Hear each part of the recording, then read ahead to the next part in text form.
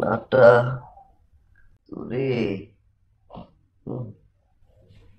গাউরা, তোদের কাউকে আমি চিনতে পারছি না কেন?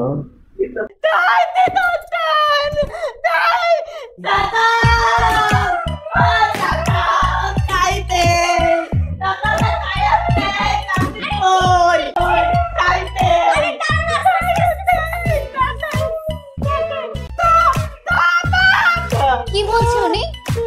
হ্যাঁ,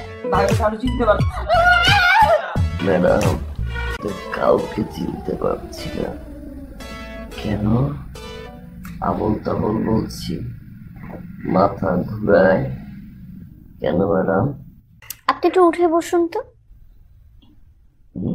আপনি একটু উঠে বসেন। আর আপনারা কান্না থামান। আপনি একটু উঠে বসুন তো।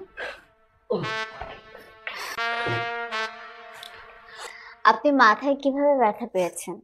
আমি এখনো বিয়ে করিনি তো, তাই আমার মা একা। আচ্ছা, ঘরে তো আমার কোনো বউ নেই, তাই মায়ের রান্না বান্না আমাকে, মা রান্না করছিল আজকে, তারপরে মা সবজি কাটছিল, এমন সময় আমিও সবজি কাটছিলাম, মাও কাটছে আমিও কাটছি, মাও কাটছে আমিও কাটছি।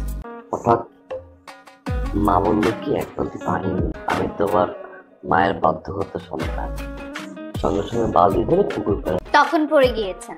না, তাহলে বালতিতে পানি ভরে আমি আমার মাকে দিলাম। তো ব্যথাটা কখন পেলেন?